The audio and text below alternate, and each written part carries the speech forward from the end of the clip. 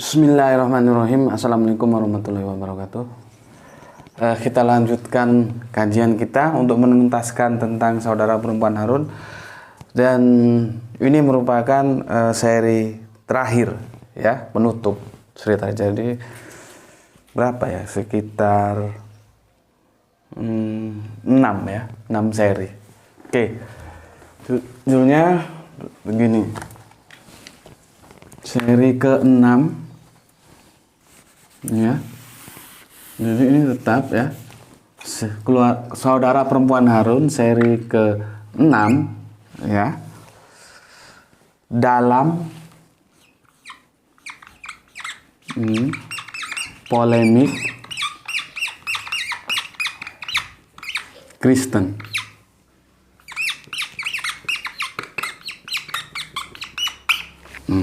Ya. Ini seri 6 tamat ini. Aduh, udah habis. Ini ya, seri ke-6 tamat. Jadi kajian kita hari ini ya, saudara perempuan Harun, seri ke-6 tamat dalam polemik Kristen. Kenapa dalam Kristen terjadi polemik? Kemarin aku sekilas aja sih ya, di seri pertama mengatakan bahwa tentang silsilah Kanjeng Nabi Isa atau yang teman-teman Kristen sebut dengan Yesus itu antara antara Matius dan Lukas itu ketika dia jatuh pada sebuah nama yang namanya Daud itu sudah bermasalah ya, yang sudah bermasalah. Cuman masalah itu coba dimediasi oleh teman-teman apologet Kristen mengatakan bahwa yang satu mengambil dari jalur Yusuf dan yang satu mengambil dari jalur Maria ibundanya gitu ya. Tapi ya oke lah, sementara kita terima saja, tidak kita permasalahkan kalau memang argumentasinya seperti itu ya, monggo. Tapi bagi aku sih tetap itu bermasalah karena ada beberapa nama yang nggak urut.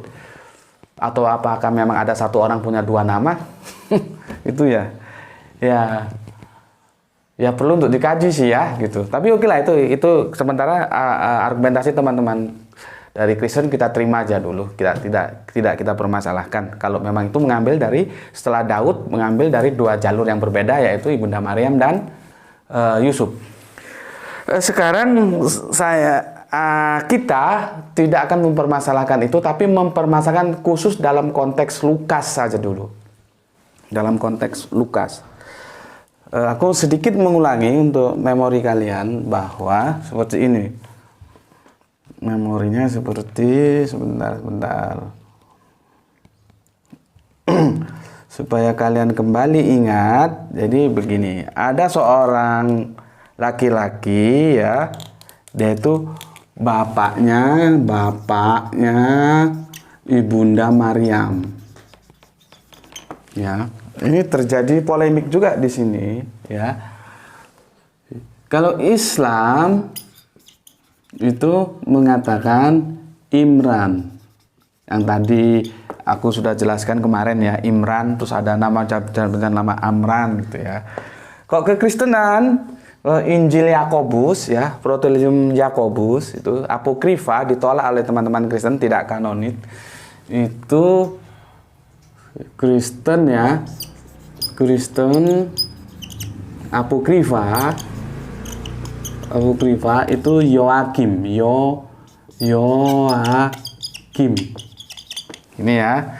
Sementara kalau Injil kanonik Kristen ya, Kristen yang kanon ya, kanon itu Eli. Ini ya. Jadi di sini ini sudah aku jelaskan kemarin, ini supaya ingat aja ya. Jadi kalau menurut Islam namanya Pak Imran, bapaknya Ibunda Maryam. Kalau Kristen yang apokrifa ya, Injil Yakobus itu Yoakim. Kalau Kristen yang kanonik ya, Injil kanonik itu Eli. Nih, jadi tiga yang berbeda. Kita lihat bagaimana sekarang teman-teman Kristen memediasi antara Yoakim dan Eli. Itu begini. Yoakim nama ayah Maria dalam Injil Apokripa bisa saja. Jadi ini juga kalau dilihat dari kalimatnya bukan suatu kepastian yang diberikan, tapi probability, kemungkinan, bisa saja katanya. Perubahan nama dari Eliakim yang disingkat Eli, keduanya mengandung nama ilahi yaitu Yehova, dan Elohim. Jadi kalau aku gambarkan begini, aku hapus ini ya. Ini Eliakim, ini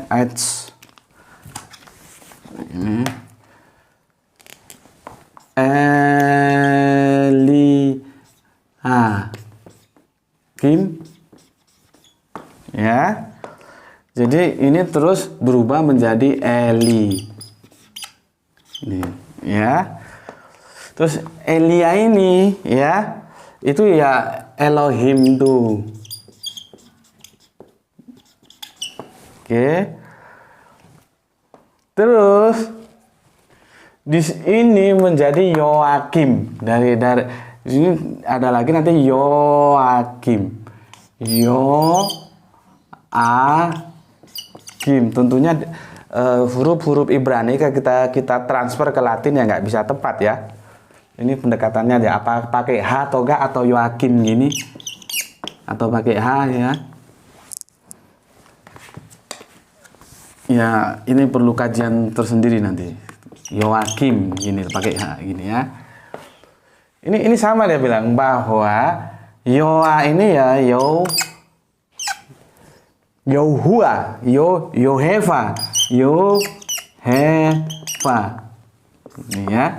Jadi sama-sama ilahi gitu loh. Jadi sebetulnya bagi mereka ini tidak ada masalah. Elohim ilahi ya. Yehova juga ilahi. Jadi boleh jadi bahwa Elohim itu sebetulnya dengan Yoakim itu satu nama. Cuman ketika dia Eliakim, karena ada nama Eliakim itu disingkat menjadi Eli gitu loh. Karena ada namanya Sujono, namanya no gitu, namanya Sujono. Ada yang apa lagi ya?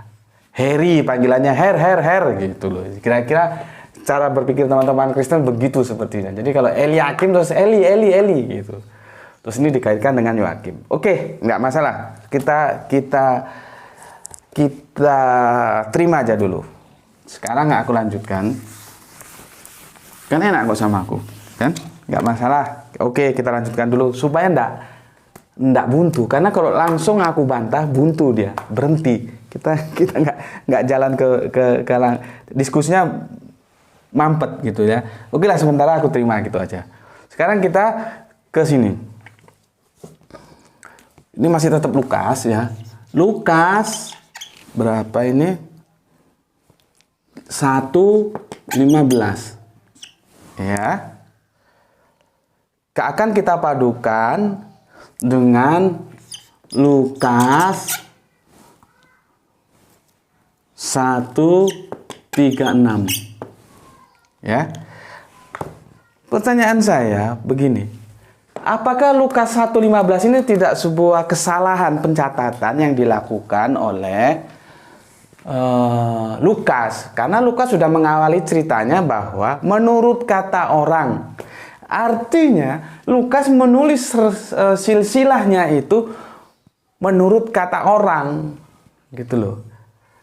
Jadi ya begitu, Injilnya mengatakan begitu. Kira-kira lagi ada diawali katanya kira-kira menurut kata orang. Aduh, capek aku. Kira-kira menurut kata orang. Jadi menggambarkan bahwa Lukas tidak saksi mata pada peristiwa itu. Gitu loh. Nah, sekarang yang aku pertanyakan, apakah Lukas 1:15 ini oleh teman-teman Kristen tetap dipertahankan atau ini dibuang bahwa ini sebetulnya bukan firman atau human error, kesalahan lah. Nah, ini sebagai bukti apakah memang Bible itu bisa diterima sebagai 100% firman Allah. Jadinya kan begitu nanti. Bisakah ini kita terima sebagai 100% firman Allah? Gitu kan? Atau memang ada firman, tapi ada juga sebagian yang omongannya manusia atau diintervensi oleh tangan-tangan manusia. Itu nanti kita diskusikan dalam hal lain. Yang jelas aku mau tanya, apakah Lukas ini akan dipertahankan, Lukas 1:15 ya? Karena Lukas 1:15 itu menyatakan bahwa Elisabet itu keturunan Harun, ya. Di sini dikatakan ya, Elisabet itu keturunannya Harun. Nih. Ya. Nanti di Lukas 6 ya, ternyata Elisabet ini istrinya Kanjeng Nabi Zakaria itu karena bersanak, berkeluarga, bersaudara dengan Maryam. Ingat Maryam ya, bukan Miriam ya. Ini bersanak mereka. Ya. Perhatikan. Ini bersanak mereka. Artinya kalau Elisabet itu masih punya hubungan genetika dengan Harun, ya. Ini kalau kita baca ya literaturnya Injil ini tidak berbicara moral, tidak seperti Al-Qur'an. Ini memang bercerita tentang keturunan secara genetika. Masalahnya di situ beda masalah. Makanya ketika teman-teman Kristen membidik surat Maryam tadi ya, keluarga perempuan Harun itu salah karena mereka menggunakan tools atau alat dikira itu dianggap bahwa itu dalam perspektif genetika, padahal tidak. Itu satir dan itu moral gitu loh. Kalau di sini jelas genetika dia mengatakan urut-urutan sampai ke Yesus kan ini gitu. Jadi ketika Elisabet itu ternyata masih keluarga Harun, sedangkan Elisabet bersana atau berkeluarga dengan Maryam, otomatis Maryam juga keluarga Harun. Tuh loh. Kan begitu ceritanya. Ya? Paham ya? Coba dipahami dulu. Di sini di Lukas 1:15 Elisabet itu dinyatakan keluarga Harun. Di Lukas 1:36 Elisabet itu juga ternyata bersanak, berkeluarga dengan Maryam. Berarti kan Maryam juga berkeluarga dengan Harun, punya hubungan kekeluargaan gitu loh. Artinya di sini kalau aku tuliskan di sini Maryam ya itu ya saudara, supaya singkat SP aja ya, saudara perempuan Harun dulu. Saudara perempuan Harun. Pertanyaanku, apakah Lukas ini mau dipertahankan? Benar ini? Apa bukan sesuatu yang error, salah kutip, atau ini memang bukan firman? Karena kalau ini dipertahankan, ini konsekuensinya besar sekali ya. Kalau ini dipertahankan, maka Elisabet itu keluarga Harun ya. Elisabet sanaknya Maryam, berarti Maryam juga keluarga Harun. Kalau Maryam saudara perempuan Harun, maka dia jatuhnya nanti itu sukunya itu Bani Lewi. Itu loh, masalahnya di situ. Sukunya nanti ini jadinya Bani atau suku Lewi, Bani Lewi. Nih ya, Bani Lewi. Tuh. Coba perhatikan dulu. Nanti konsekuensinya di mana? Kalau memang dipertahankan, berarti mau tidak mau Ibunda Maryam itu Bani Lewi. Kalau dia Bani Lewi, konsekuensi logisnya nanti kita temui pada ayat-ayat berikut ini. Sebentar, aku cari dulu ya. Yohanes 7:42. Aku tulis di sini ya. Di sini aja 1 Yohanes pasal 7 ayat 42. Apa katanya di sini? Ya, Yohanes. Karena kitab suci mengatakan bahwa Mesias berasal dari keturunan Daud dan dari kampung Betlehem tempat Daud dahulu tinggal. Jadi Mesias itu Daud. Mesias itu siapa? Kanjeng Nabi Isa. Ya. Oke. Berikutnya Matius ya. Matius 22:42. Apa katanya? Jadi Kanjeng Nabi Isa bertanya ini, apa pendapatmu tentang Mesias? Gitu loh ya. Apa pendapatmu tentang Mesias? Artinya murid-murid itu ditanya sama Kanjeng Nabi, apa pendapatmu tentang aku gitu loh. Tapi dia menggunakan gaya bahasa begini, apa pendapatmu tentang Mesias gitu loh. Anak siapakah dia gitu. Dan kata mereka kepadanya, anak Daud. Daud lagi, anak Daud. Ya. Terus di tiga lagi kitab Wahyu. Wahyu di pasal 5 ayat 5. Di sini dijelaskan, lalu berkatalah seorang dari tua-tua itu kepadaku, jangan engkau menangis, sesungguhnya singa dari Bani Yehuda, ya. Bani Yehuda. Bani Yehuda. Ya. Bani Yehuda. Ya. Yaitu tunas Daud. Ya. Apa yang kita bisa tarik kesimpulan dari sini ya? Yang bisa kita tarik kesimpulan dari sini, memang kitab suci tertulis begitu, ini nanti akan runtuh. Kalau ini dipertahankan karena apa? Ini bercerita tentang Mesias, tentang Kanjeng Nabi Isa, itu dia adalah dari garis Daud, maka dia baninya Yehuda. Kalau Kanjeng Nabi Isa Bani Yehuda, otomatis Ibunda Maryam juga Bani Yehuda, karena garisnya akan ke sana. Bani Yehuda. Nah, dia bertentangan. Mana yang benar?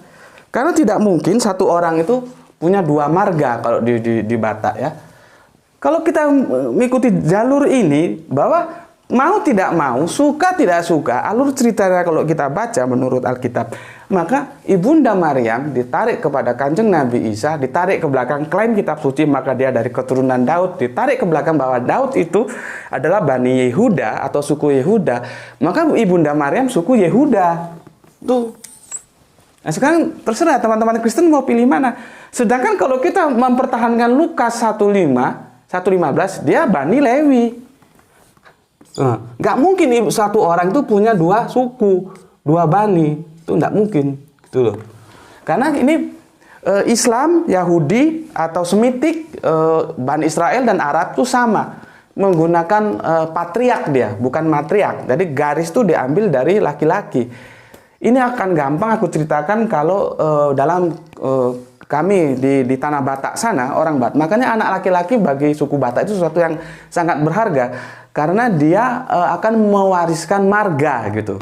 Satu orang tidak mungkin dia punya dua marga. Misalkan dia bernama katakanlah siapa gitu, katakanlah Ucok. Kalau marganya Harahap, dia ya Ucok ya Harahap.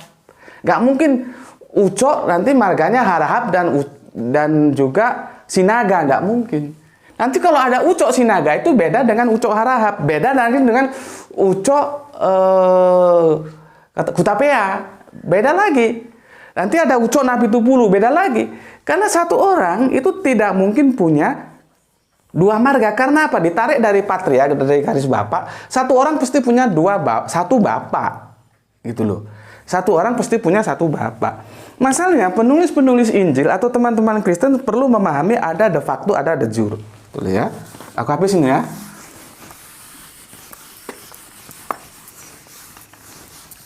Nah, ada de facto, ada de jure. Ada de facto.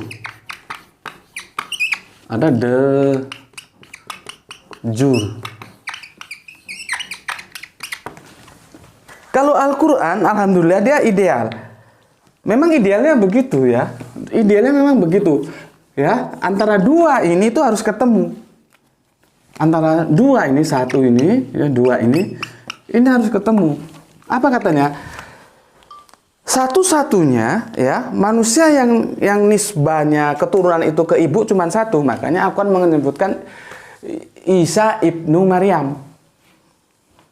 Jadi kalau Al-Quran mengatakan Isa ibnu Maryam, dia memenuhi dua kriteria ini. Secara de facto, memang Kanjeng Nabi Isa itu anaknya Bunda Maryam. Dia nggak bisa dinisbahkan kepada laki-laki karena memang bapaknya tidak ada. Itu adalah ya mukjizat dari Allah, gitu loh. Itu mukjizat dari Allah. Kelainan tersendiri ini. Ya mukjizat itu sesuatu yang tidak bisa tidak empiris ya. Kalau empiris itu tidak mukjizat. Dia tidak bisa dimasteri gitu ya. Ya cuman terjadi itu. Dan secara de facto kalau disebut Isa ibnu Maryam, ya benar karena memang tidak ada bapaknya. Gitu. Secara de jure, ya benar juga. Karena kalau dituntut kepada bapaknya, dia tidak punya. Tidak punya. Masalahnya teman-teman Kristen ini akan memaksakan antara de facto dan de jure. Ya jelas tidak sama, jelas tidak sama. Bagaimana dia mau dinisbahkan ya ke Yusuf yang nanti lari ke Daud? Dia tuh boleh dinisbahkan ke Maryam, setelah itu berhenti. Maryam nggak boleh naik ke Pak Imron. Berhenti sudah. Makanya Isa ibnu Maryam gitu loh. Mungkin kurang jelas antara de facto dan de jure gimana ya. Aku jelaskan begini. Misalkan ada gini aja lah, pakai gambar ya, gambar.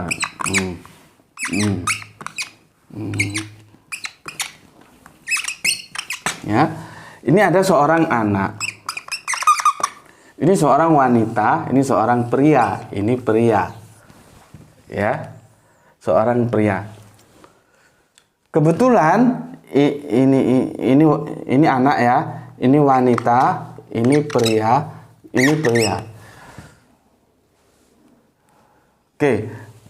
Wanita dan pria ini, wanitanya ini dengan prianya ini mengalami MBA. Ngerti ya? MBA ya. Lalu melahirkan si anak. Ya. Ini katakanlah prianya ini A, ini C, gitu ya.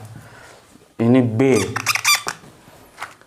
MBA ya, melahirkan anak ini. Dari sini MBA melahirkan anak. Ya. Kemudian, ya, ini nggak jadian. Ini jadiannya sama si pria C ini. Pria C. Ya. Terus bagaimana status anak? Ya.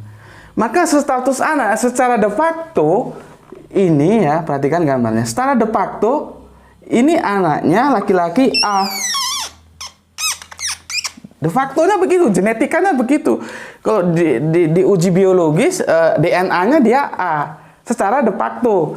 Tetapi secara de jure ya, de jure dia ke sini, ke C. Misalkan nanti kalau mau sekolah, ngurus akte, segala macamnya. Karena ini kan nggak jadian, mana ada surat-surat apa, nggak ada. Yang ada dengan ini. Tuh. Nah, jadi anak ini kita mau lihat secara de facto atau de jure, gitu. Beda dia. Makanya yang ideal itu adalah harusnya secara de facto itu sama, secara de jure ya sama. Maka diucapkanlah Isa ibnu Maryam, selesai. Cuman kalau dia dipisah-pisah begitu, ditarik lagi karena sebuah keinginan supaya nanti bisa jatuh ke Daud, ya akhirnya seperti itu. Itu pun bermasalah dengan ayat yang aku bilang tadi, ya. Karena akhirnya Ibunda Maryam itu punya dua bani, dua suku. Sebagai suku Lewi, kalau dari ayat pertama Lukas tadi, dari atau ayat yang berserakan, yang banyak itu menyatakan dari Daud, yang jelas Yehuda, bertabrakan. Nggak mungkin. Ibunda Maryam tidak mungkin mempunyai dua suku sekaligus, Yehuda dan sekaligus Lewi, itu nggak mungkin. Jadi kalau 100% Lewi, dia ya Lewi. Seperti kita bicara 100% kemana. Kalau 100% Yehuda, dia lah Yehuda. Nah sekarang terserah teman-teman Kristen bagaimana. Apakah mau mempertahankan ayat yang aku sebutkan tadi menjadi kebenaran, atau itu dikeluarkan dari Injil Lukas ya? Karena konsekuensinya seperti itu. Gitu. Monggo silakan. Sudah jelas itu. Kalau misalkan itu yang dikeluarkan, berarti Anda mengorbankan satu ayat. Tapi kalau itu dipertahankan, banyak ayat bertaburan yang mengatakan Mesias itu anak Daud, gitu ya. Dan itu mau nggak mau sukunya Yehuda, gitu ya. Jadi itu dari kita tentang Lukas 1:5 ya. Lukas 1:5 ya. Aku hapus di sini. Sini ya. Lukas 1:5 ya. Ini terserah mau dipertahankan atau mau dihilangkan. Nih. Kalau dipertahankan tuburkan seperti tadi, kalau mau dihilangkan aman dia. Ya. Oke. Sampai di situ. Matur numbah nuwun, sampai ketemu lagi. Ini tamat ya, sudah selesai ya. Kita akan beralih ke topik-topik lainnya. Terima kasih atas perhatiannya. Gitu, kalau terlalu panjang repot. Saya juga maunya disingkat tapi nggak bisa-bisa juga. Molor idealnya itu memang 15 menit gitu. Oke, banyak kritik masuk dan saya ucapkan terima kasih atas kritiknya. Semoga itu menjadi kebaikan kita bersama. Assalamualaikum warahmatullahi wabarakatuh.